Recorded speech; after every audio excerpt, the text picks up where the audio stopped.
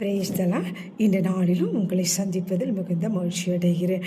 என்னென்னா, நீங்கள் ஒரு விஷயத்துக்காக கவலைப்பட்டுட்டு இருக்கிறத மெய்யாகவே ஆண்டவர் பார்க்குறார்.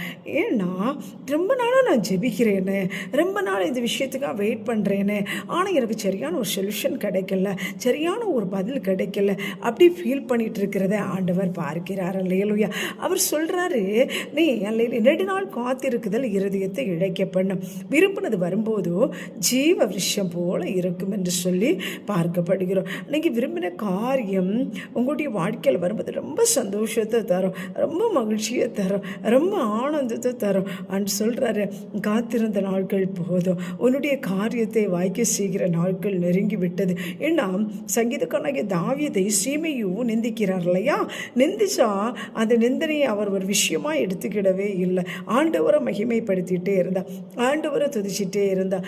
ஆண்டவர் அதற்கு ஈடாக ஏழை வந்தபோது அல்லேலூயா அவரை உயர்த்தி ஆசீர்வதித்து கனப்படுத்தினார். இந்த மாதம் ஃபுல்லாக நிந்தனைகளை அவமானங்களை கர்த்தர் மாற்றி போடுகிற மாதம்.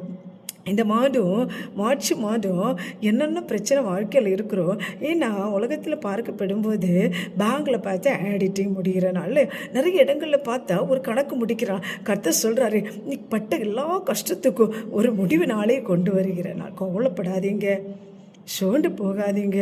காத்திருந்த விண்ணப்பங்களுக்கு கர்த்தர் மறு உத்தரவை தருவார். அவரும் காலத்தை கணக்கில் வைத்திருக்கிறார்.